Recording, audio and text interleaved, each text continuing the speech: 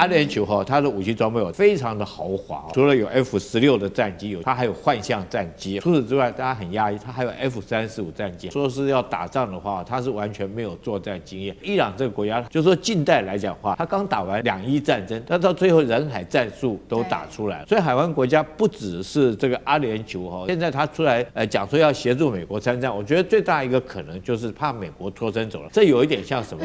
就是有一只大狼狗带了一群吉娃娃，那大狼狗被打败以后，这个吉娃娃在后面帮忙这个呐喊，好，这个我来帮你打，我来帮你打。川普说的这个史诗级的狂怒，这个是虚张声势吗？我们也要来看到的是美伊的战火在升级之下，现在呢，海湾国家首个国家他宣布他也要参战了，可能会来参战的就是阿联酋。那阿联酋他一旦参战了，其他的海湾国家会不会也看到他们觉得这个美国已经不可靠了，决定一起跟着阿联酋来参战呢？今天我们就这些议题会一起来做关心。好，赶快来看到的是今天最新的消息，就在美东时间4月1号，台湾时间的早上9点整，川普发表了这一场长达19分钟的全国演说。好，当然了，大家可以想象到的是，他一定又在这个演说上面不断的吹说自己做了多少事情，那有多大的一个胜利等等。他把这个他所做的这个攻击包装成一场干净利落的闪电战，并且呢，他说接下来2到3周的时间，美军会对伊朗来展开极度猛烈的打击，要把伊朗打回到过去的石器时代。川普赶快也来看到，他列出了哪一些，他说都是自己所做出来的战果。首先他说，伊朗现在的海军已经灰飞烟灭了，空军也是废墟，国家领导层遭到歼灭，伊斯兰革命卫队指挥系统被瓦解，还有飞弹与无人机的能力已经大幅的削弱了。真的是这样吗？等一下我们会请来宾也来帮我们看一下他所说的战果到底达成了多少。立刻呢，我们看到路透社是直接打脸了美方哦，他说美国其实并没有单方面的碾压，反而呢看到的是伊斯兰革命卫队仍然持续在波湾跟以色列发动各种的攻击，以色列也针对德黑兰的政权据点持续的打击。他说双方现在仍然在持续的交火，这是来自于路透社最新的一个回应。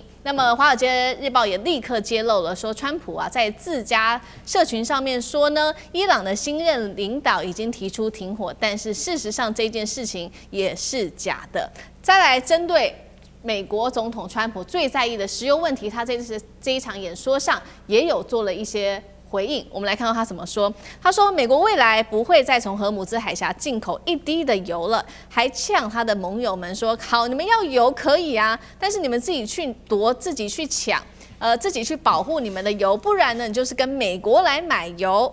然后呢，再来就是看到了，其实现在这个媒体也特别点出了美国现在最大的问题，但是川普他根本就没有要解决，就是荷姆兹海峡被封锁，油价狂飙，民众苦不堪言，川普都没有解决，还有包括了这个经济上面，在战后的一个经济的后果，通通都避而不谈。好，更严重的问题我们要来看到了，现在呢，这一些传统的共和党的人对于川普开战，最新民调支持率暴跌了48%，这么严重的一个后果。那所以我们特别来看到说这一场演讲，赖老师怎么看？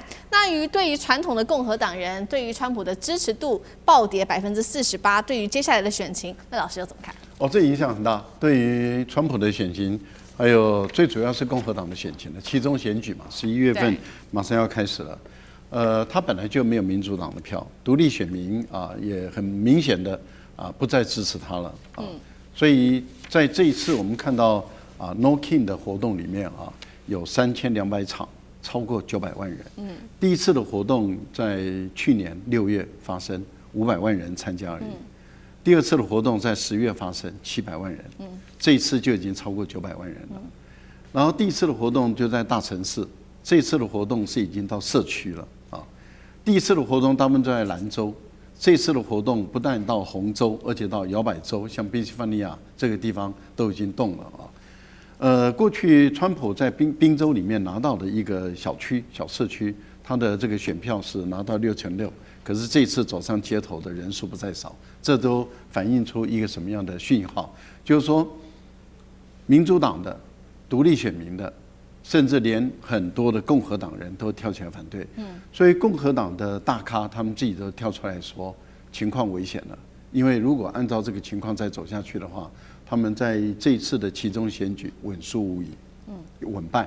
不但是参议员败、众议员败，甚至连州长有些部分的州要改选，都可能会败。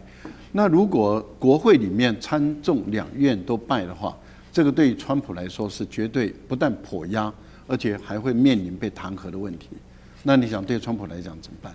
川普就必须要给自己找一个下台阶，赶快下车了。可问题是他现在下不了车啊。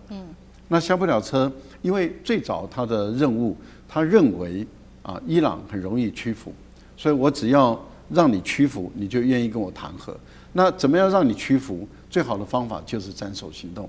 那斩首行动成功了，可是伊朗没有被屈服啊，因为他们的接班人马上就上去了。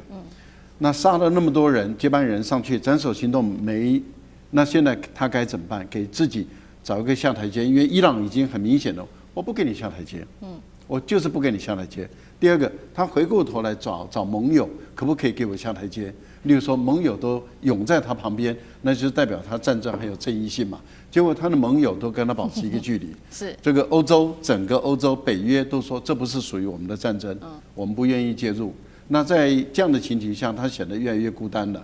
所以他在国际间被孤立，他在盟友间被孤立，他在国际法上站不住脚，他在联合国没有得到授权，所以他是一场不义之战。这么多的负面的新闻全部都出来的时候，然后伊朗还是坚持不给他下台阶，他到底该怎么办？他给自己下台阶嘛？我赢了，我赢麻了，我就是胜利。你怎么说？政权更迭的，你政治学家再怎么出来说，这不叫政治更迭，那是你家的事，我说了算。对，我说政治更迭的政治更迭，好。我说海空军被摧毁了，你要说海军还在呀？不，我说了算，海空军被摧毁了，无人机已经没有了，还在飞啊？没有，我说了算，没有就是没有，导弹还在打啊？没有，它被我削弱了。那核武呢？没有了，他现在短时间做不出来，不然你叫他打一枚看看，他就是做不出来嘛。所以他现在是绝对没有，将来也不见得会有。好，所以我全部都胜利了。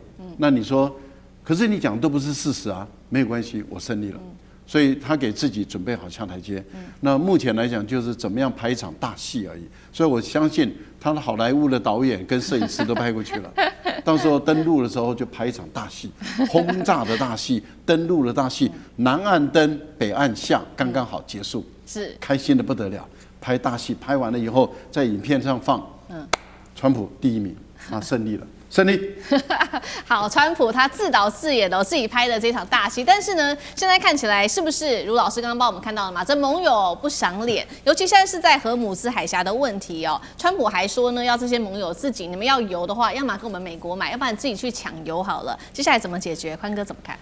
川普是呛英国啦，就说你们缺油哦，你们就自己去荷姆斯海峡自己去护油哦，自己去抢哦。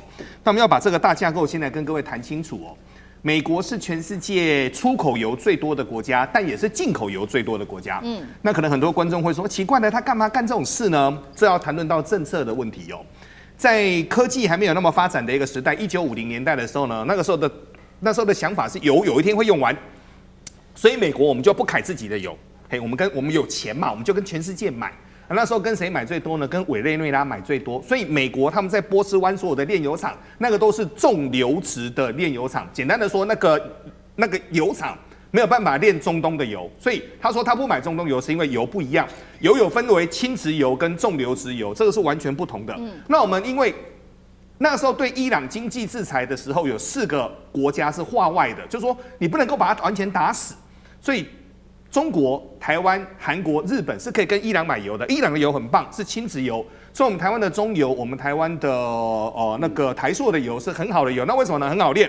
那为什么要讲这个呢？因为讲到这个之后，就要谈论到全世界的一个局势了。没有想到有一天美国它出现了页岩油，它又发现了很多的一个油井，结果连以色列都发现油井。以色列目前外海发现的那些油井，据说目前已经开了3座，未来还会开5座到7座，所以以色列未来130年的油，各位自给自足绝对够，加上他们有很强大的一个能源系统。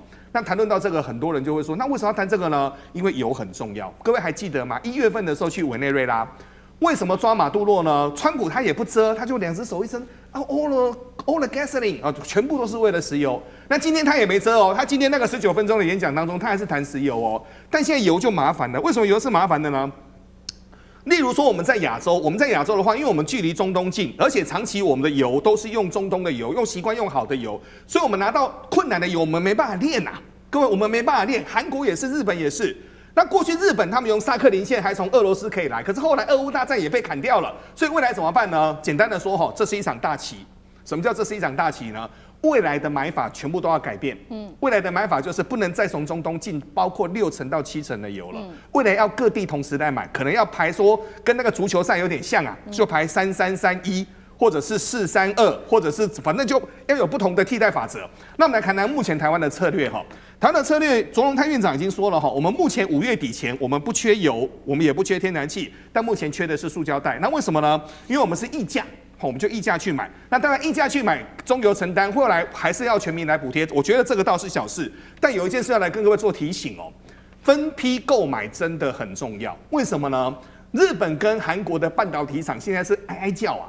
他们不知道怎么办，因为特殊气体拿不到。那很多人就说，那为什么台湾的台积电没这问题呢？各位，原来这个问题在2022年就发生了。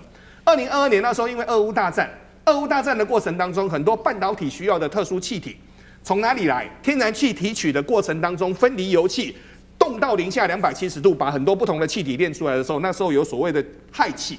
然后呢，很多的钢铁厂他们在炼钢的过程当中会分离出很多特殊的气体来，这些气体一一的慢慢收集完之后，就可以给半导体厂用。但俄乌大战那时候出现一件事情，有钱你都买不到。所以我们台积电那时候就想说，不行了，该贵要给人家贵，所以台积电就分开购买。所以这次台积电说得很清楚了，台积电说我们目前的气6个月通通都够，结果韩国说，哎呀，可不可以一点点分我们？可不可以再暂时啊，还分你们啦？韩国说他们的气目前只能够撑2个月，原因就在这边哦。但就未来来说的话，如果美国他们是出口油最多的地方的话，这次在战争当中，当然他战争也花了很多钱，但这是有很多国家是紧急去跟加拿大、美国、墨西哥跟澳洲买油跟买天然气，这个也是另外一个故事。但这个故事水很深。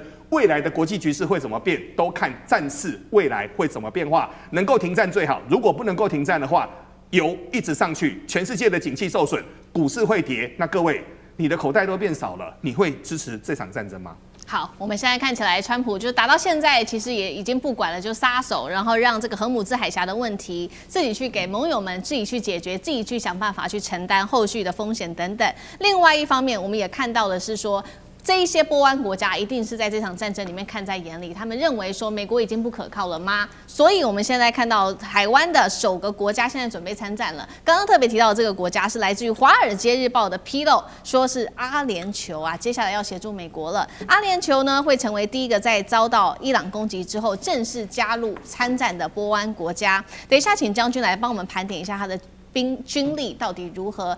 现在根据最初步的了解，中东它这边算是最精锐的高科技军力，主打防空跟这个空军。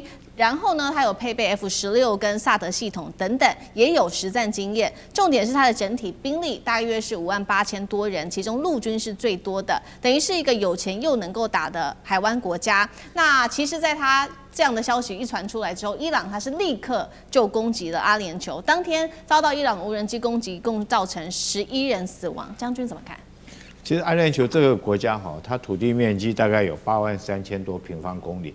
人口有1017万哦，可是它人口88%是外来的人哦，不是都是他们阿拉伯人哦，所以你认为这个国家它会团结吗？你再看这个名称哦，阿联酋为什么叫阿联酋？阿拉伯联合酋长共和国哈，就是很多个部落聚集在一起，我们组织一个国家，所以各部落有各部落的想法。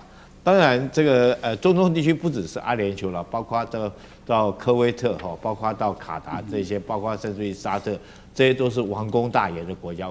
我跟各位报告好，只要有钱就不会想打仗哈。这个阿联酋哈，它的武器装备我大概跟各位介绍一下，非常的豪华哦，它那个阵容非常好。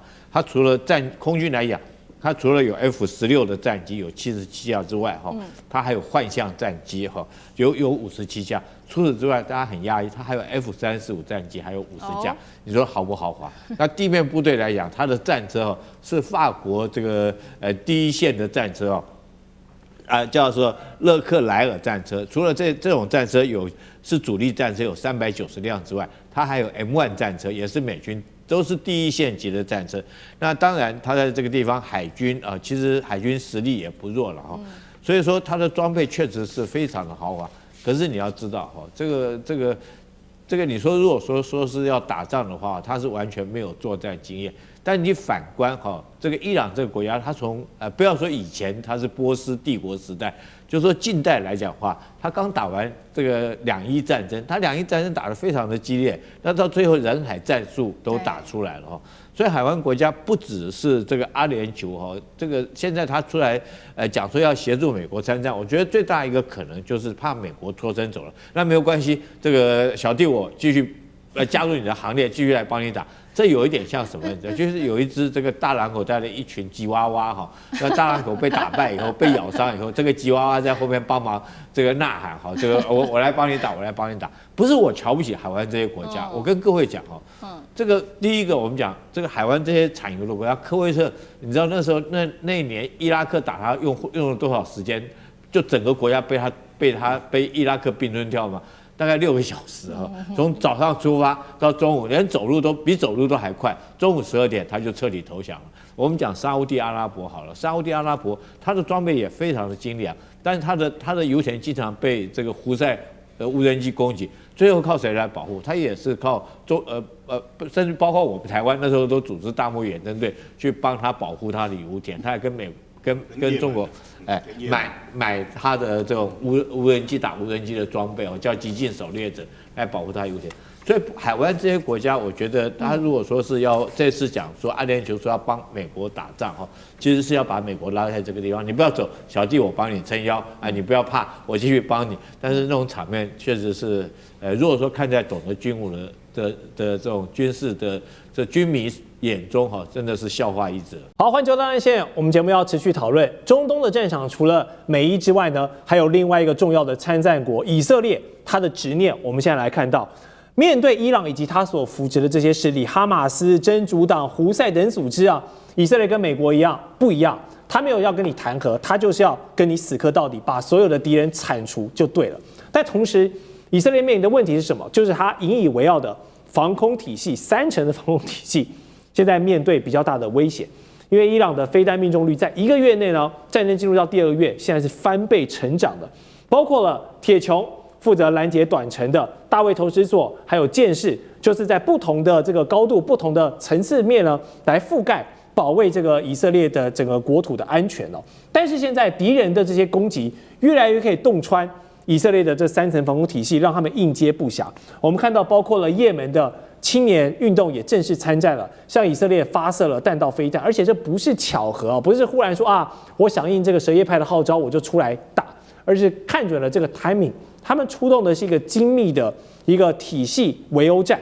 别看他们叫青年运动其实这个组织拥有的武力还不小你看它这些光是什么流星衍生型射程都是几千公里起跳的，所以虽然是青年运动的名称，但他们拥有的武器跟设备一点都不青涩好，我们来看到了，那这个现在青年运动的武器库持续来加入伊朗，一起来对抗以色列。请问舰长，以色列现在树敌接二连三，并且有一个合纵连横的感觉，不管是从南北夹击，还是从这个围殴战来对以色列发动这个清算，你觉得以色列的防空体系很快还能顶得住吗？那以色列的防空体系其实有7层。那刚刚静乔已经帮我们数了4层也就是我们在这边可以看到的，最低的是铁穹，接下来是这个大卫投石，然后大卫投石的这个部分呢，也就300公里，接下来就是1000公里的箭矢2式跟2000公里的箭矢3式。其实这一种概念原来是完美的。那我们如果来看图片的话，这就是铁穹、大卫投石、箭矢2式跟箭矢3式。但是这是一个什么概念？这个是一个精确打击的概念。可是现在这个伊朗他用的不是这个概念，所以是一个不对称的战争。他用的就是饱和攻击。那他用饱和攻击的时候，我们刚刚看到的这一个4层，再加上美国的3层。对，美国到底有哪些？第一个，也就是我们讲到萨德也是300公里。那第二个就是爱国者。那其实还有一个，也就是以色列自己的，叫做 Iron 就是铁树。铁树是什么？它其实雷射武器。对，雷射的。那这一个部分呢？但是大家一直都在看啊，就是胡塞组织到底什么时候会出手？结果最近出手了。他这一出手，大家着急了。为什么？因为现在我们看到的，也就是霍姆兹海峡这个部分呢，其实现在几乎已经走不通了。那当它走不通的时候，这个沙烏地阿拉伯就利用它的东西油管运到这个红海一侧来向外输出，它就要走南边的这一个曼德海峡。对。可是曼德海峡这里的最大的困难，也就是也门的胡塞组织。现在胡塞组织要出手了，那也就是未来这个曼德海峡能不能走，就是个大问题。如果它不能走，这个油价还会再向上翻。我们刚刚讲到这个，他取了很多的名字啊，其实他另外一种名字，也就是伊朗的，都是伊朗提供的。这个就是流星1、流星2、流星3。其实这一些就是我们刚刚看到的，图凡啊，或者是巴勒斯坦1、巴勒斯坦2，也就是其实这个胡塞组织就是伊朗的代理人。那我们看到啊，其实现在最难打的，也就是这一个无人机的部分啊。这个无人机呢，其实大家认为它要怎么样发射？其实它的发射很简单啊，它就是用皮卡那个带着跑就好了。皮卡就这样子，它也不用高速，它自己所创造的浮力就可以让它起飞了。那当然也可以用弹射的，可是用我们刚刚讲的，用这种 Toyota 的这种皮卡，中东神车。对，然后但是呢，其实我们要知道这一个所谓的见证者136到底是哪一国研发？就是伊朗啊！伊朗输出到这一个俄罗斯之后，俄罗斯自己他又进行了改进。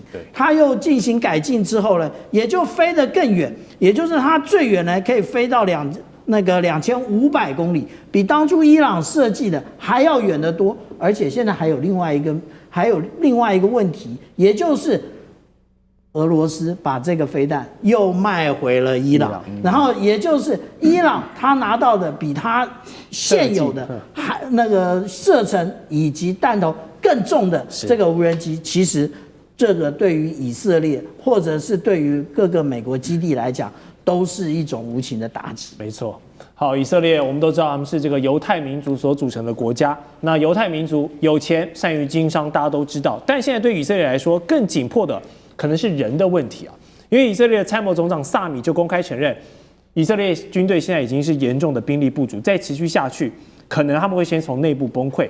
此话一出呢，伊朗议长马上就应答，放话说：好，我们就是要加速看到你们以军的崩溃。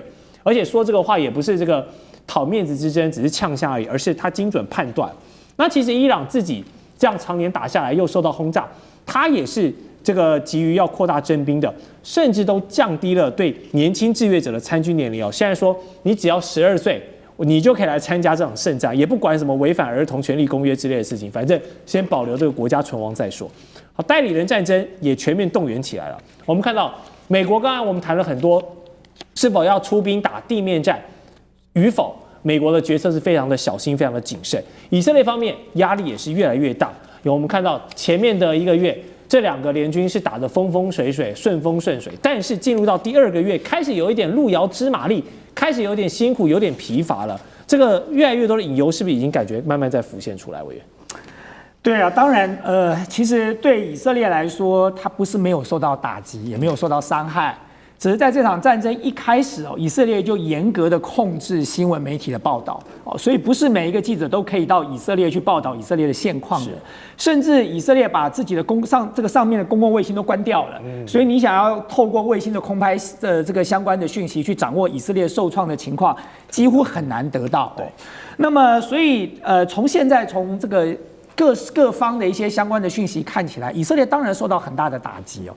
那么其实以色列跟伊朗现在已经陷入了一个你死我活的状态了，就是彼此在这场战争当中，大家所设定的目标只有一个，就是把对方打死。对，因为他知道如果对方没打死，接下来就是野火烧不尽，春风吹又生啦，过几年要继续再打了哦。所以以色列绝对不会放手的，哪怕美国不断的在讲要延长5天、延长10几天，没有用。以色列的攻击每天都在攻击啊，扩大攻击、全面攻击，他就是怕美国忽然抽手了，他没把伊朗打死了，所以趁现在美国还没抽手之前，拼了老命在打。那对伊朗来说也是如此啊。伊朗如果不把以色列轰平哦，那么对伊朗来讲，它不是伊朗的问题了，还包含黎巴嫩真主党，还包含也门胡塞武装组织，还包含巴勒斯坦建国的问题。这些问题其实都是伊朗的。希望在这场战争当中能够彻底得到解决的，所以伊朗不断的强调说这场战争它的目的是什么？把美国赶出中东，然后让以色列从此把以色列打趴。其实如果大家仔细看一下中东这个局，真正的乱源是谁？是以色列。以色列如果好好的让巴勒斯坦建国，他不要去屠杀加沙，他不要在屯垦区去修理这个约旦河西岸的这些巴勒斯坦的这些居民来说的话，那么没有真主党啊，真主党没有理由要打他的，胡塞武装组织也不用惹到他了。所以其实这些东西都是针对以色列，而最主要的原因都是针对巴勒斯坦的这个问题嘛。所以其实我看到这一点哦，你会觉得这个中东的这些国家很没用哦，就明明都是回教徒。那么当巴勒斯坦这群人在被修理、被屠杀、被这个种族灭绝的时候，你这些阿拉伯国家到底在干什么啦？哦，那么你们跟美国站在一起，你们享乐过好日子，这吃香喝辣的。但是真正在这里作战的，你最后看到的是谁？看到的是伊朗，看到的是真主党，看到的是这个胡塞武装组织哦。这世界上有恐怖分子总是有道理的。就在这几年里头，我们终于应该领悟到一个状况了。大家以前觉得说恐怖分子从天上掉下来的坏蛋，可接下来你会发现说，为什么会变成恐怖分子呢？他终于有他的道理，这个仇恨是怎么存在的？所以其实在这场战争里头，伊朗哦，对以色列来说，他是不会手软的。那在这个过程当中，就是比谁先垮嘛。那我说过，伊朗跟以色列这个相比啊，伊朗比以色列大，人比以色列多哦。那么，而且除非今天美国要打地面战，那么你说以色列要彻底打趴伊朗，几乎是件不可能的事情。还不要讲说它背后可能还有中国大陆跟俄罗斯做相关的支援了。所以，如果这场战争无穷无尽的打下去，如果美国真的抽手了，那就等着以色列被打趴吧。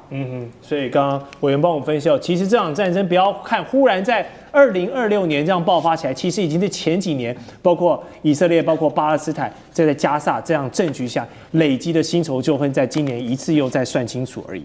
好，另外全世界的能源跟航运贸易的真正大旗，我们也要聚焦到海上，因为现在2大的这个海运咽喉都拉警报了，包括北边的荷姆兹海峡，包括南边的红海入口的曼德海峡，现在都可能受到这个青年运动已经扬言我们要加大了封锁。我相信这已经不但是全球能源，包括美国、包括以色列的痛点，是全世界的消费者，包含我们桌上4位都已经感受到，大家现在去加油，这个油钱都变贵了。所以如果伊朗这2大咽喉都被伊朗拿来做威胁，然后施压美国跟以色列，我们有观察到会不会有更多的势力开始不满，跳出来跟美国还有以色列说，收手吧阿祖，不要再搞下去了，真的已经世界大乱了。老师觉得美以真的会就此退步吗？我觉得美国跟伊朗之间的这种对立现在看起来在步步升高。对，还在升高。那尤其是在赫姆兹跟曼德这2个，你刚刚提到的，就是说2大咽喉其实也的的确，它一个是占控了20%的油跟天然气，另外一个是。你如果要绕到非洲的好望角，大概要多10天到14天的航程，所以时间以及金钱这个是一大影响。但是呢，美国跟以色列对伊朗，他现在如果停下来的话，以色列能确保他未来自己本身的安全吗？尤其是内塔尼亚胡，他根本就是挑起这场战争的这个始作俑者，他可能就会因此下台，他的小孩就必须要结婚了。因为他的小孩已经2次结婚被延后，都是他的战争所造成的这个延后。那川普呢？他能够真的如此不尴尬的去把这个战争停下来吗？那我觉得其实他不会那么的就放手的。因此，你看到对全球的这个冲击就取决于这2个人，我就搞不清楚了。川普现在到底的想法是，他觉得赢了战争就赢得选举吗？还赢了战争就能取得石油吗？还说赢了战争，他这个女婿的基金就可以募到更多的钱吗？现在整个美国这个帝国，基本上这次的战争就像是1956年的苏伊士运河战争一样，那是英国走下霸权的舞台的最关键的里程碑。是就是苏伊士运河被占，英国拿不回来，最后美国反对他对埃及用武。这场伊朗战争的话，如果持续再打下去，就是美国的苏伊士运河战争，也就是他的这个帝国开始走向衰退的一个里程碑。整个美国的所有的任何方面的机制没有办法去阻止川普，如果继续打地面战争的话，其实这整个帝国的相关的机构跟所有的相关的这些从媒体到政党到法律，其实都可能会被川普带向帝国瓦解的方向。现在美伊战争可以说是边打边谈了，那双方的领袖呢都释出了很多的烟雾弹也好，转移焦点也好，声东击西也好，就是各种的尔虞我诈。因为兵不厌诈，这是战争哦。我们就要带你来看懂后面的真实脉络。好，美国总统川普他的最后一级行动很快就要到来了吗？因为现在传出美军拟定了4套方案，我们依序带大家来看。但这4套方案呢，都是要在关键的荷姆兹海峡附近来做出一些军事部署。首先，第一个，派兵攻下哈格岛。昨天我们也是大谈了这个各种哈格岛的可能性的，因为它是伊朗石油出口一个最重要的岛屿，可以说是掌握了伊朗的石油出口命脉了。所以第一个是哈格岛。好，第二个呢，也是要打岛屿，但是不是哈格岛，而是这个上面有战略碉堡据点的拉拉克岛，在这个位置哦。第三个是要攻下阿布穆萨岛以及旁边的2个岛屿，就是这个大小通布跟阿布穆萨在这个位置，它同样也是在荷姆兹海峡一个经过的要道，所以你只要控制住这些岛呢，只要是船只在这边，你都可以做火力支援去控制它。然后以及第4个就是比较难度比较高的哈，就是荷姆兹海峡东侧拦截或者是扣押船运的这个运输，但是荷姆兹海峡东侧就是伊朗的土地嘛，那这些高山丛峻里面非常多。这个革命卫队都埋伏在这里面，真的是很难查。好，4套方案现在美军定调出来了，但是有没有发现都离不开一个夺岛的想法？究竟这个夺岛有多重要呢？它的可行性有多高？而且美军就算你拿得下，你守不守得住也是一个问题。首先，我们就要先请厉将军从军事角度帮观众朋友分析，为什么4套方案都跟岛有关？首先这个4大方案在我们军事上面叫做作战判断你要从各个行动方案里面找出最佳行动方案，这是一个思维逻辑的问题。首先第一个要思考的是你的任务，先要做任务分析那现在美军的任务是什么？我举3个任务，你认为是哪一种可能？第一个是歼灭伊朗的有生战力，第2个是让伊朗的油没有办法继续卖出去，第3个是开放荷姆兹海峡。那这3个任务里面，你认为如果说以美军现在它优先是哪一个任务？多重任务与多重目标的选择，你要先确定你的主要任务是什么。这很明显的主要任务是荷姆兹海峡要开放，所以基于这个任务来讲的话，我认为哈克岛的可能性就降低了，因为哈克岛主要是夺取伊朗的油源嘛。那第4个方案是这个扣押伊朗运输油，也是扣押伊朗运输油，你们并不是你主要开放所谓荷姆兹海峡，那你要开放荷姆兹海峡的话，我认为就必须要控制这个地方，也就是要用兵力夺取拉拉克岛跟这个阿布萨姆岛这2个岛。那接着下来，我们再研判第2个你要研判的是什么？你行动方案你要搞清楚敌人会采取什么行动，你不要光自己一股脑的光有自己的想法，你不去想敌人会干什么，那敌人会怎么样封锁？伊朗会用什么方式来封锁荷姆兹海峡？第一个，我认为它很明显的就是用布雷的方式。布雷。第2个来讲，它可能用的就是水面上的快艇来对你实施油轮实施攻击。第3个就是它的无人机的攻击。第4个是导弹。大概我认为，如果说它要封锁不外这几种手段。那如果说针对敌人可能采取的这种4种手段，我们来看看究竟是荷姆兹岛还是阿布萨尔岛可以有效的阻止这个伊朗的军队做这行动。我个人的分析是这个北边这个拉拉克岛主要是这个拉拉克岛。为什么我选择这个岛是优先的？第一个就是它控制这个岛之后，大家看到这边有一个荷姆兹岛的话，它可以完全火力涵盖到荷姆兹岛，这是第一个。如果这边有基地，它在这个地方部署了阿帕奇直升机，在这个直升机来讲的话，可以对布雷的船只实施这个火力的攻击，也可以掩护它的扫雷艇来实施扫雷。那当然也可以阻止它的这个快艇对油轮实施攻击。当然最后来讲的话，它在这个地方如果说部署了拦截的导弹，对，或者拦截的无人机，现在有一种无人机是可以拦截无人机的无人机在这个地方可以有效拦截这边起飞的无人机对游艇做攻击。当然你说阿布萨姆岛也有可以，可是阿布萨姆岛距离这个海峡就比较远，它拦截效果当然就没有这么好。这是依据敌人可能行动，我选这个。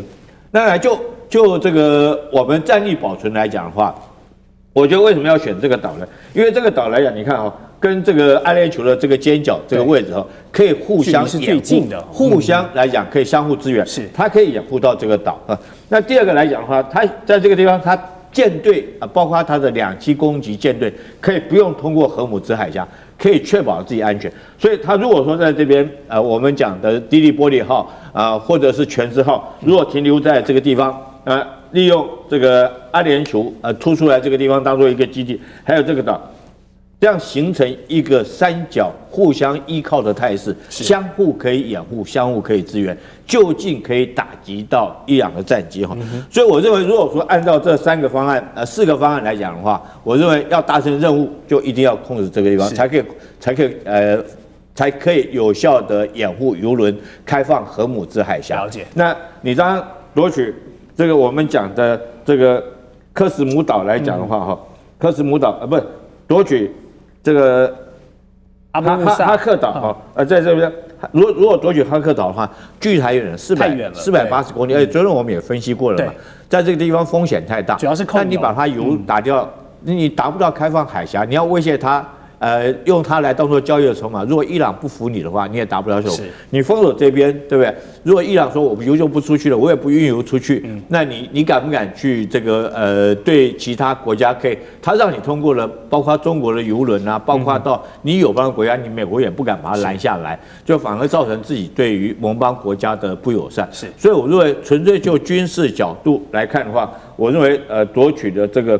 拉拉克是可行性最高，而且是最容易达成任务的一个行动方案，所以我选择这个岛。了解，好，谢谢厉将军的分析。确实，我们刚刚看这个地图的相对位置，拉拉克岛可以形成一个有效的支点来控制荷姆兹海峡。不过未来美军跟五角大厦那些高层怎么想，我们还有待静观其变。但是上述这些夺岛作战呢，都离不开人啊，人要去打仗，所以要庞大的地面部队。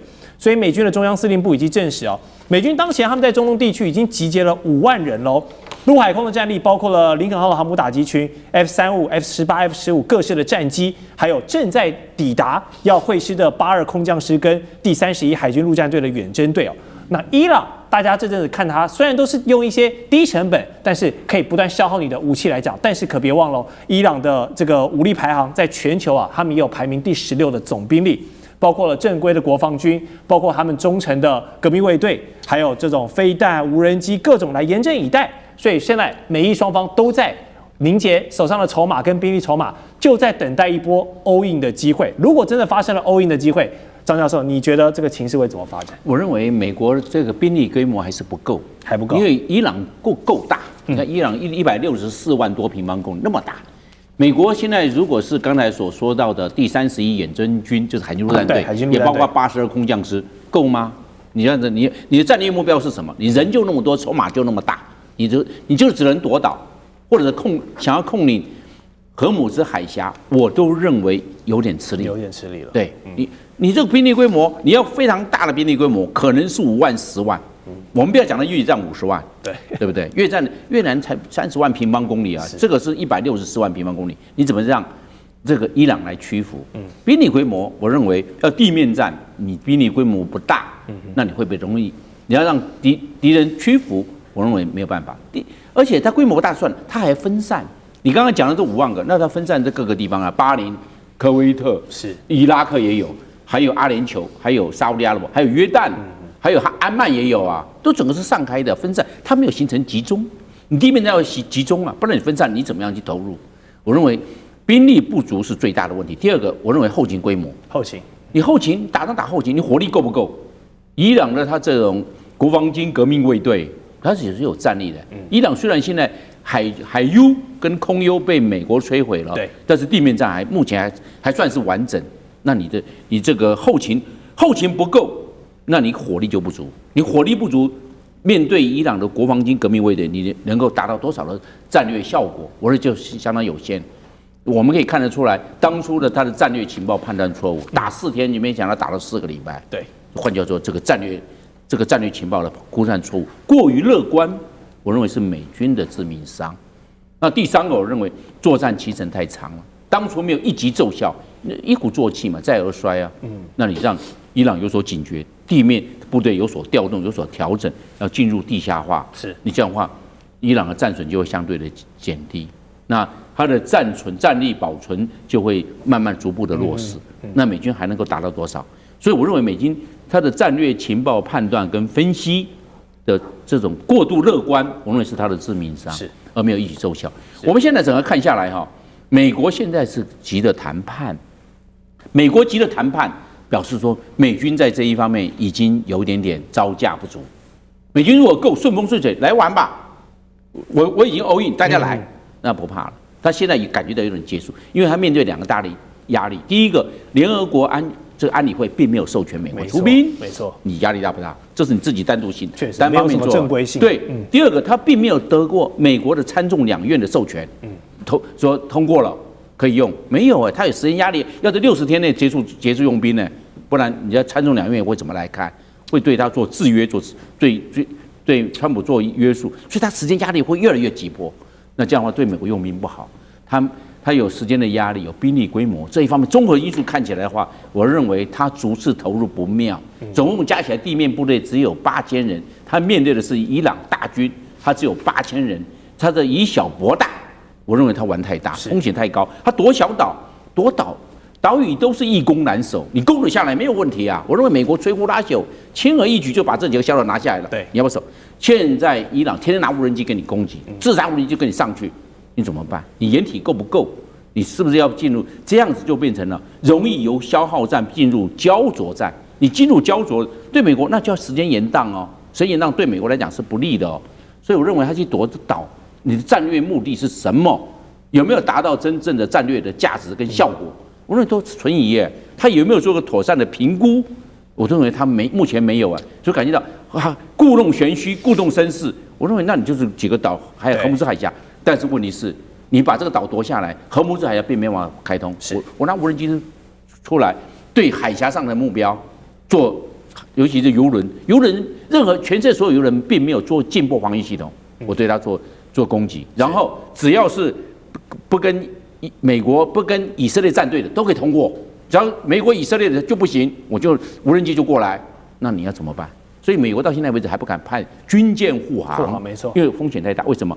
因为伊朗到现在为止还有地对舰的反舰巡弋飞弹，它还没有用呢。这个不用装载，它现在已经没有存在舰队，但是它有以陆制海的反舰飞弹还在啊，所以美国不敢派军舰护航，风险太高。那还有水雷还没有使用呢，所以等等来看的话，还包括水下无人机了，还有很多牌了。对，伊朗还有牌可以用，所以我认为美国逐次投入并没有达成战略效果，是它目前陷入焦灼战的关键因素。是，好，就像我们张教授讲的，确实美军一开始的战略设的有一点太乐观了，认为拔掉这个前最高领袖哈米尼之后，或许神权政府就会垮台，结果没想到引来的是更多进入到消耗战的一个模式。我们开场就有提到兵不厌诈，这是战争非常知名的电影《投名状》里面的一句名台词。这些大人物，你不要看他在说什么，你要看他到底做了什么。尤其呢，这个1天之内想法就可以变卦好几次的美国总统川普，他现在说什么话，大家都要打折扣，因为已经是一个放羊的总统了。好，他一方面说要在谈判桌上来终结战争，一方面我们看到兵力又持续在加派、在部署、在磨刀霍霍。袁老师，你很懂川普的心思，你认为他现在心中在想什么？我跟你讲这个刚刚你讲到这种矛盾刚好是川普心中的矛盾的感觉他确实是这个人又笨又坏他的很坏的原因的话呢，就是跟着其实刚刚两位将军所谈的事情，都是认为美军在对伊朗，对，都忽略掉重要的因素是以色列啊。人家以色列是脑袋非常清楚的，以色列的纳坦尼亚胡他只要做一件事情，就是骗着川普跟着他一起下去。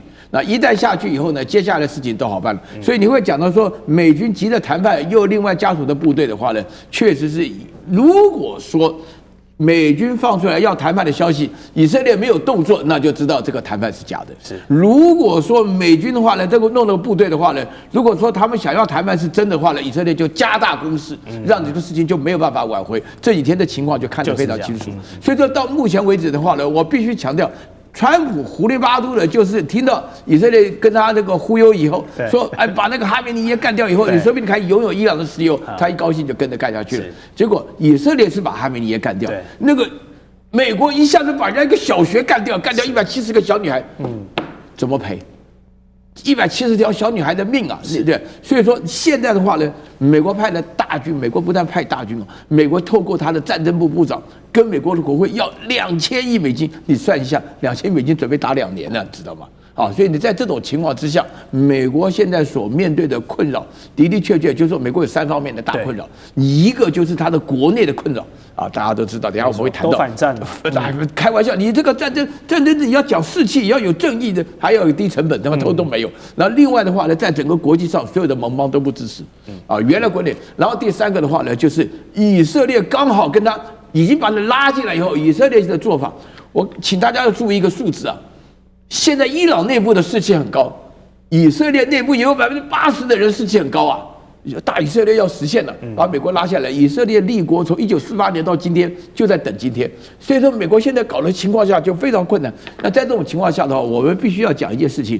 目前的话，那个川普啊，他是结束不了，但是呢，一结束又失面子。那伊朗提出来条件只有第3点。